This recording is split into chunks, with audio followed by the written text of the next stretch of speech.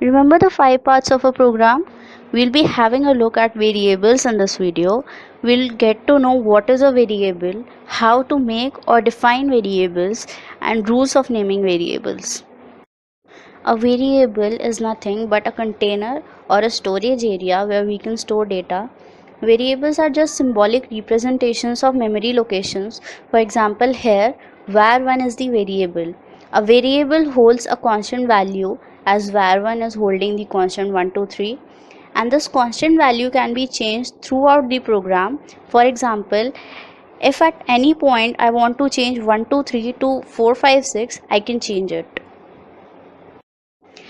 For making a new variable, it first needs to be declared and then initialized. For declaring a variable, we first type its data type, example int, and then the variable name, example var1, then a semicolon to mark the end of the statement. To initialize a variable, first we type the name of the variable, then an equal to sign, then the value of the variable and a semicolon. Here you should note that in programming, the compiler reads from the top to the bottom of the program. That is, it will first read the declaration and then initialization statements. Means, first we are reserving some memory and then putting some value there. Also, the compiler always reads from right to the left of an equal to sign, means it first reads the value 1, 2, 3 and then stores it in var1. These two lines can be merged together to a single line. Here also we are doing the same thing, but instead of typing the variable name and the semicolons twice, we are doing it only once. You can compare the two on your own. Now there are some rules for naming variables.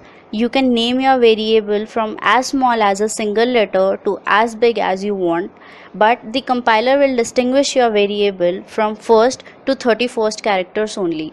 Variable names can have lowercase letters, uppercase letters, numbers, and underscores. Variable names are case sensitive. For example, capital A and small a are different variables. Variable name can't start with a number. For example, first that starts with a 1 is wrong. No commas or spaces are allowed within variable names. For example, hello space world or a comma b comma c are not variables. Now there are macros or constants that are predefined in the system which starts with an underscore. So to avoid confusion, it is discouraged to start a variable name with an underscore. Example, underscore hello is not defined, so it is right, but it is discouraged.